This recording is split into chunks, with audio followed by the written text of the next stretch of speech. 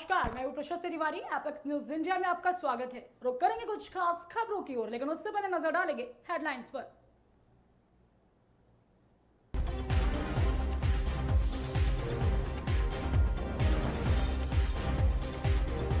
Israel Hamas जंग पर बोली हिलेरी क्लिंटन, जो लोग सीज फायर की बात कर रहे हैं वो हमास को नहीं समझते। आंध्र प्रदेश ट्रेन हादसा, मरने वालों की संख्या 14 पहुंची। सीएम जगन मोहन रेड्डी करेंगे घटना स्थल का दौरा।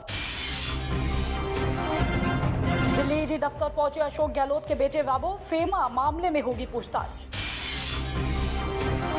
केरल सीएम विजयन ने बुलाई सर्वदलीय बैठक, विपक्ष के नेता के साथ राज्य बीजेपी महासचिव भी होंगे शामिल।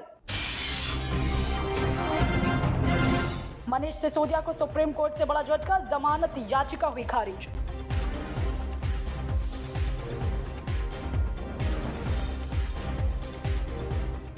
करेंगे खास खबरों की।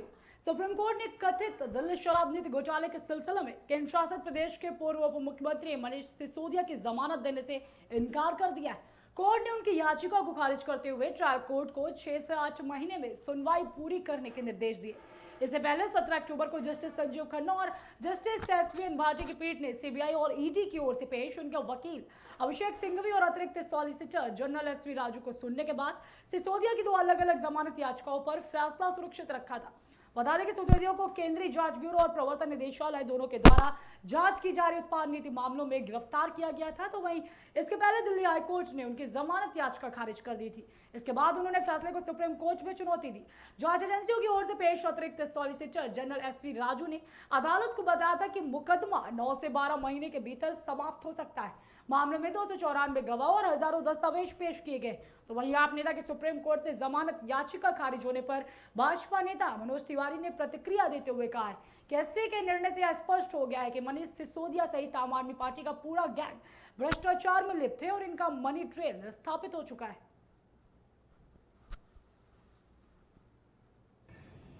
आज माननीय सुप्रीम कोर्ट ने मनीष सिसोदिया की बेल रिजेक्ट कर दी है और इस निर्णय के बाद यह स्पष्ट हो गया है कि ये मनीष सिसोदिया सहित आम आदमी पार्टी का शीर्ष गैंग ये पूरी तरह से भ्रष्टाचार में लिप्त है और इनका मनी ट्रेल इस्टेब्लिश हो चुका है।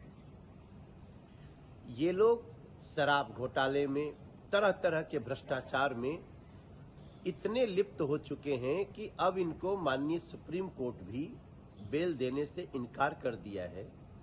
और मुझे पूरा विश्वास है कि जो पाप करता है वो एक न एक दिन उसके सामने आता है और आम आदमी पार्टी के शीर्ष नेताओं का अब गिरफ्तार होना बहुत करीब दिख रहा है। कर्नाटक में लोकायुक्त अधिकारियों ने 70 से अधिक ठिकानों पर छापेमारी की। दरअसल आय के ज्ञात स्रोतों से अधिक संपत्ति अर्जित करने के आरोपी 17 सरकारी अधिकारियों को ठिकाने पर कार्रवाई की गई। तो वहीं पर लोकायुक्त सूत्रों का कहना है कि भारी मात्रा में नकदी, सोना, अचल संपत्ति, लग्जरी वाहन, जमीन में निवेश, स्टॉक और महंगे गैजेट्स का पता चला है। लोकायुक्त के एक वरिष्ठ अधिकारी ने बताया है कि लोकायुक्त पुलिस की कई टीमों ने क्षेत्राधिकार पुलिस की सहायता से सुबह छापेमारी की। पुलिस महानिरीक्षक डॉक्टर ए सुब्रमण्यम मोहावारण ने समाचार एजेंसी को बताया है कि हमने पूरे कर्नाटक में लोक सेवकों के खिलाफ 17 मामले दर्ज किए थे। ये छापेमारी 70 स्थानों पर चल रही है। बता दें कि ये छापे बेंगलुरु, मांड्या, रायचूर, बीदर, कलबुर्गी, चित्रदुर्ग, बल्लारी, तुमकुरू, जप्पी, हासन, बेलगावी, दावणगेरे और हावेरी जिले में पड़ी। लोकायुक्त के सूत्रों ने बताया है कि अभी भी तलाशी और जांच चल रही है।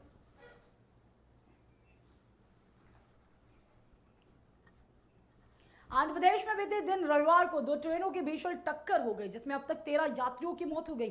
दुर्घटना आंध्र प्रदेश के विजयनगरम जिला स्थित कंचाकापाली व आलामंडा स्टेशन के बीच की, जिसमें सैकड़ों यात्री घायल हो गए। मिली जानकारी के मुताबिक एक ही ट्रैक पर उड़ीसा आ रही यात्री 2 ट्रेनों के बीच में टक्कर हो गई। दुर्घटना का अनुमान इस बात से लगाया जा सकता है कि टक्कर के बाद यात्री ट्रेनों के डिब्बे छिटक कर दूसरी पटरी पर गिरे। उसी समय दूसरी ट्रक पर आ रही मालगाड़ी की चपेट में यात्री ट्रेन के डिब्बे में